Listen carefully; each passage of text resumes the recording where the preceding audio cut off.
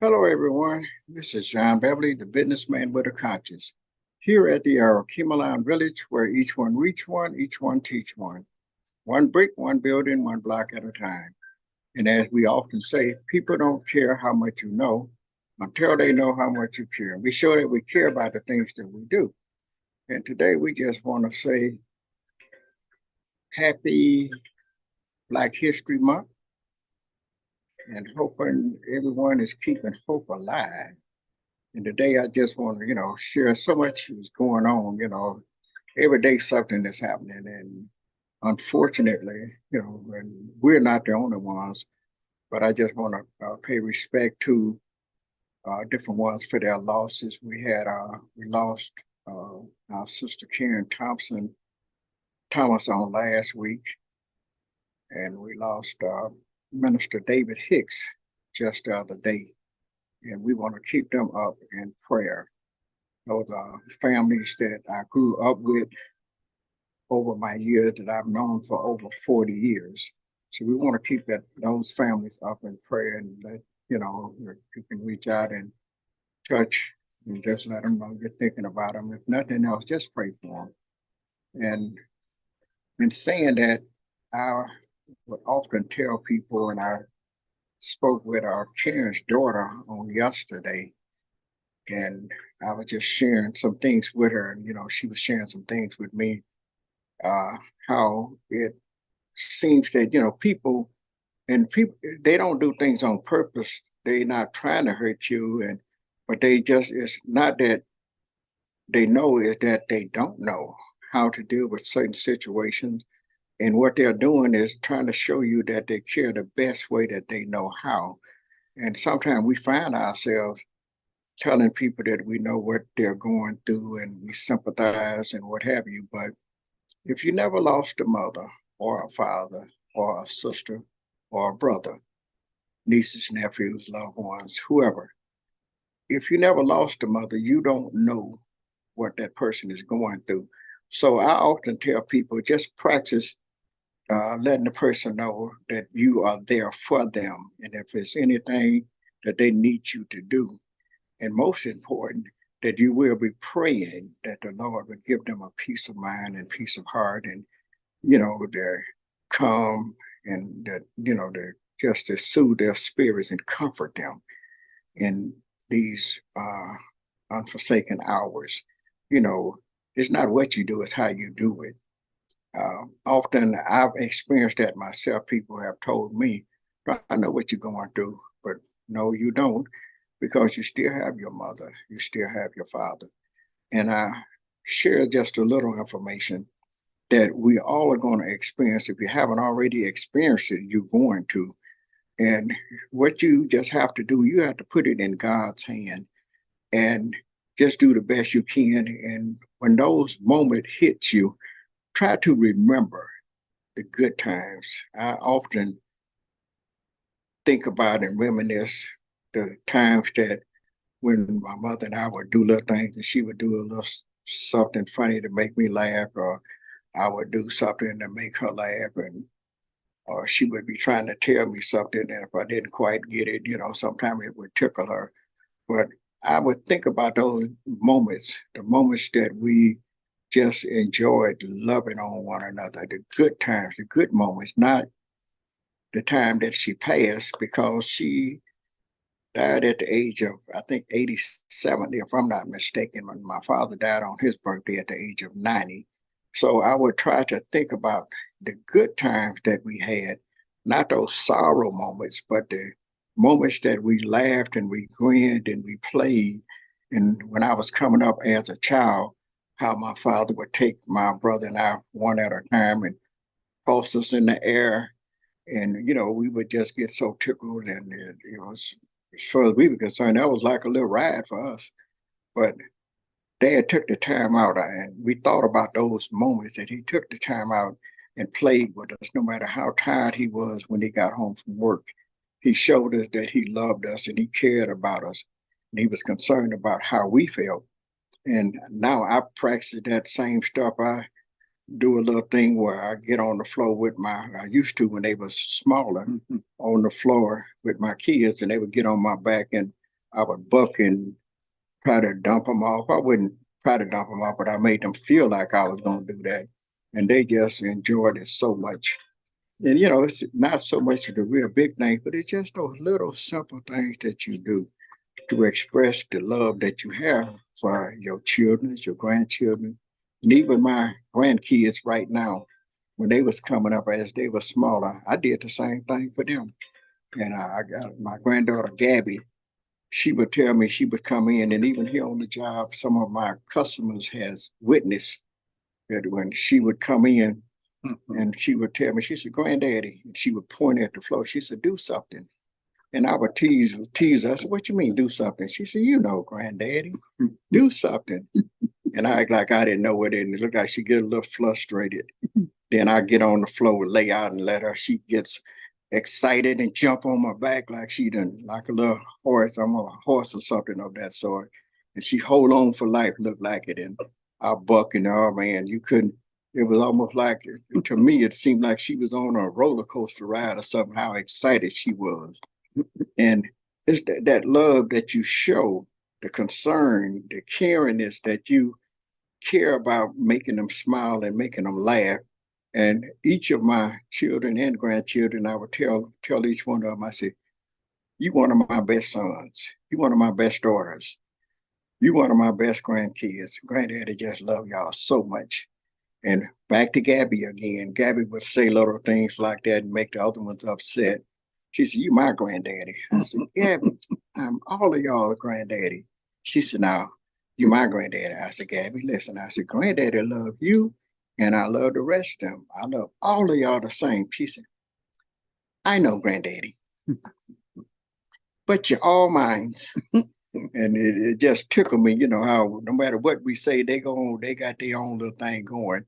But I'm just saying this to say that, it's very important that we love on one another, that we take the time out and show that we love each other, that we care about each other, that we're concerned, that if we are concerned that you are having a good day, that everything is going along well with you.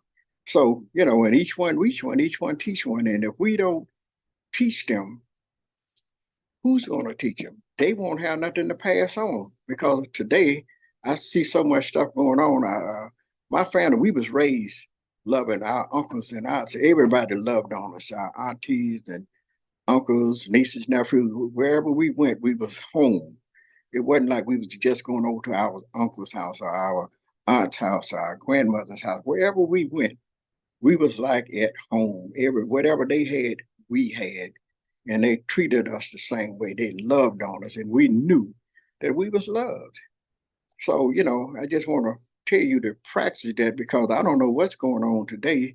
It looked like everybody is a doggy dog world. Everybody seem to be out for themselves. You get yours and I'll get mine. If you don't have yours, too bad, I got mine. And they seem to be content. But I just believe in reaching and teaching and trying to help meet the need. And today, just as well, I got my brother here, Piaki, and I'm often trying to share, the little spotlight with him. I don't have much, don't have a whole lot to say, and I just want to share my little bit, and then give him an opportunity to share his bit too, as well. Brother Piaki? Well, my brother here, every time we get together, we speak on this wisdom of the ages. We getting up in age now. We didn't learn a few things in life, and what he's speaking on today is very, very important, because I remember having some elderly brothers and friends in my life, family in my life, and I say, well, I haven't been to see them lately. I'm gonna get around to it, and always asking the question, how they doing, and what their health is like. Do they need any help on anything? And then when you don't take the time and you wake up one day and they're gone, then you say, I shoulda. We have a sister, we call her Mama Norma. She worked with us for over 5 years, I think, with this giveaway program we had up here. And they would give out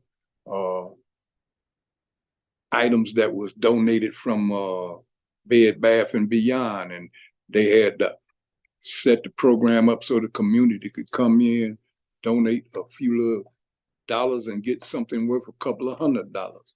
Well, she just passed. And we hadn't heard from her since last year, and the program that we had shut down. And me and John used to always ask each other, yeah, heard from her.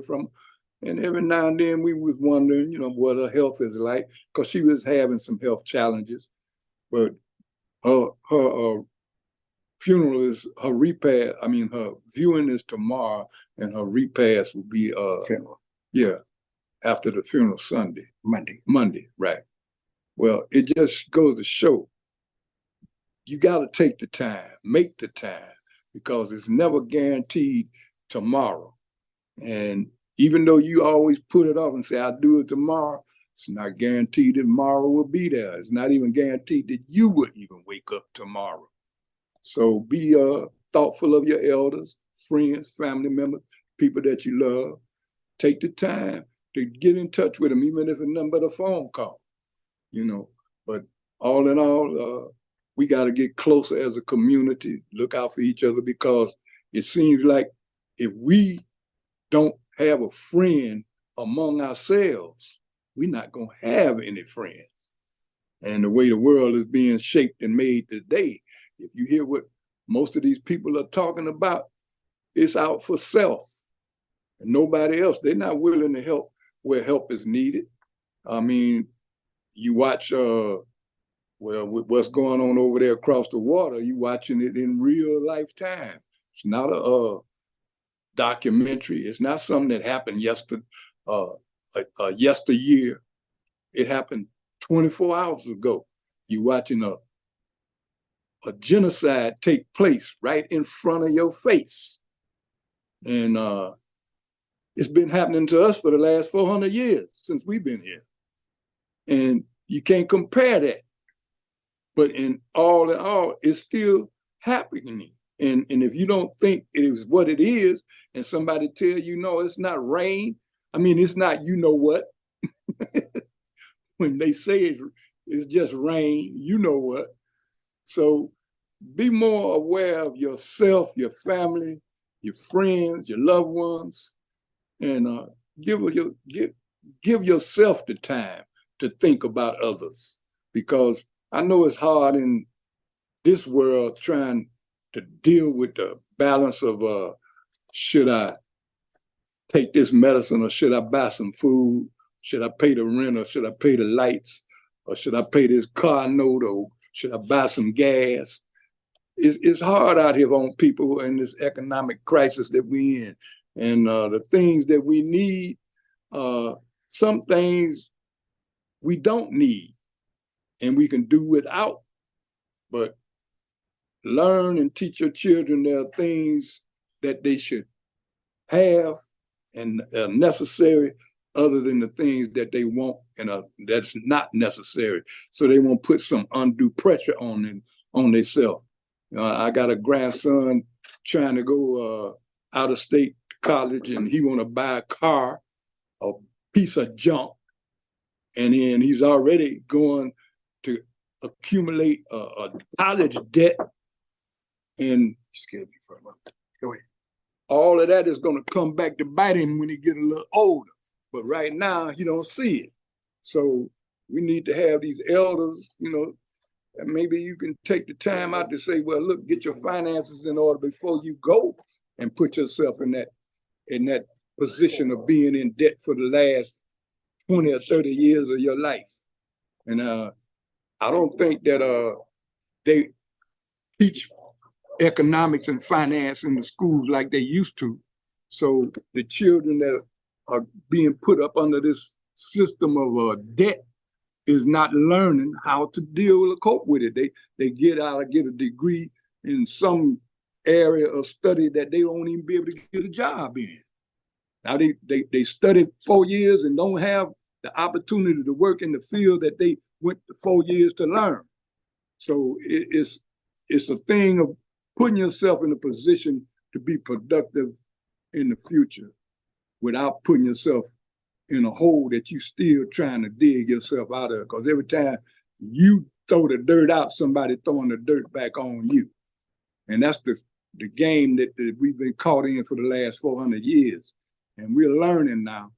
And we have elders that speaking on things that the youth should learn and should direct themselves in, not no fairy tale, but being real and understanding that if it's 4 years for you to go into debt for what they say, $70,000, $80,000, what is it going to do for you to stay in debt that long?